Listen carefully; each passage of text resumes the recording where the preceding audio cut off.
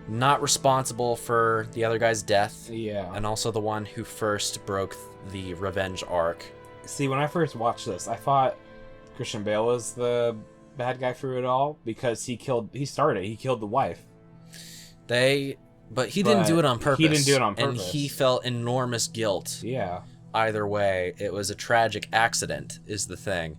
Mm-hmm. So they were both the villain because, like, once Angier retaliated, he retaliated back, and they went back and forth trying to overcome this horrible thing until it destroyed them. I mean, yeah, it just became a cycle of death, really. The person who escaped, who left the circle, the arc of revenge. Yeah.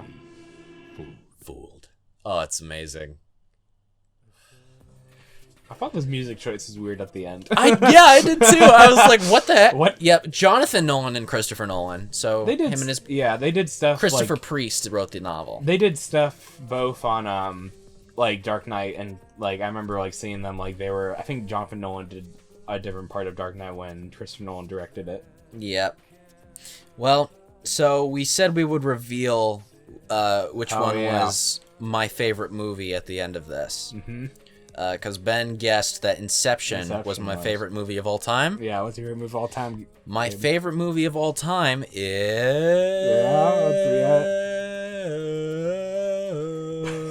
He has to do a song first. There wanna dance like Uma Thurman. Bare silicone. So this is actually code. He's telling you right now. You just have to listen carefully. Um, Play it all backwards. My favorite movie of all time is The Prestige. Okay, that's good. This is my favorite movie. This I thought was better than Inception. Yes, I absolutely love this movie. I did for a moment. It was like, okay, Inception is the best, but after I looked back on this, I felt that it beat Inception. When was that moment? I'd say it was like Thursday in my head. Okay, so you thought like Because I really liked both of these movies that we're going to be watching. Yeah. But this one, in my head, is the winner I see. of my favorite movie. See, of all I knew time. I had to watch this one, or I knew I had to like watch these two movies because I'd be so confused if I didn't. Like, Oh yeah, that's if I just didn't now, like it wouldn't make a lot. It would make almost no sense. Yeah, well, this movie is fantastic. I love this one. Mm-hmm. So does that mean is Christopher Nolan your favorite director ever? Oh yeah. Okay. Yeah. I think he is for mine too. I've- Like, even just Batman by itself, I would say, okay, this is like one of the best trilogies. That and Lord of the Rings ever. I absolutely love his work. Yeah.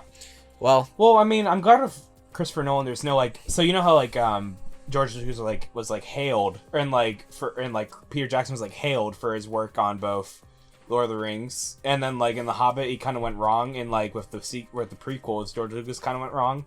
There's no movie that Christopher Nolan has made that I don't think is like super weird or like really bad.